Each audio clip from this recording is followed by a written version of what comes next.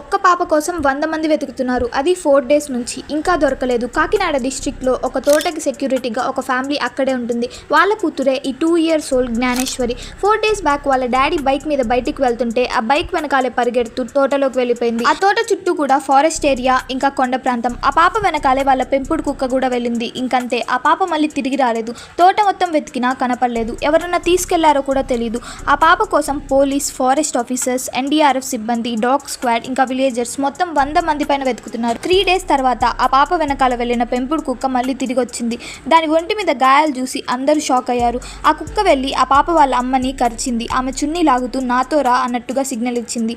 కానీ చుట్టూ ఉన్న మనుషులను చూసి భయపడి మళ్ళీ ఆ కొండ మీదకే వెళ్ళింది. ఒక్క విషయం, అంత చిన్న పాప తోట దాటి ఫారెస్ట్ లోకి ఎలా నడవగలిగింది? ఒకటి, ఆ డాగ్ ని ఎవరైనా అటాక్ చేసి ఆ పాపని తీసుకెళ్ళి ఉండాలి. లేదంటే ఒక యానిమల్ ఆ డాగ్ ని అటాక్ చేసి ఆ పాపని ఏదైనా చేసి ఉండాలి. లేదంటే ఆ పాపకి ఫుడ్, వాటర్ లేక నీరసం వచ్చి ఎక్కడైనా పడిపోయి ఉండాలి. ఏదేమైనా ఈ కేసు చాలా మిస్టీరియస్గా ఉంది. లెట్స్ హోప్ ఆ పాప దొరుకుతుంది అని.